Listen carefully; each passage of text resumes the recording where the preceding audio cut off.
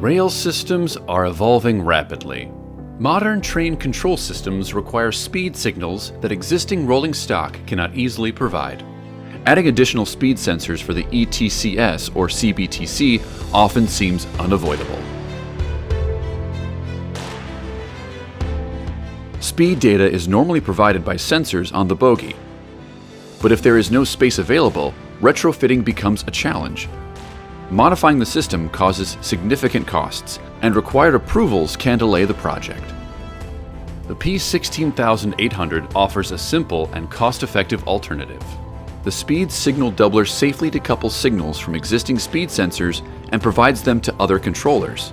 To these controllers, the device behaves like a speed sensor.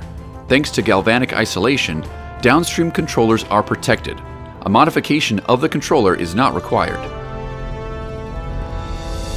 Any customer-specific configuration can be set via a dip switch. In addition, the signal frequency can be reduced at a ratio of 2:1, 4:1, or 8:1. Direction of travel and vehicle standstill can also be signaled. The P16800 simplifies the retrofit of existing vehicles and is the smart alternative to conventional retrofit solutions.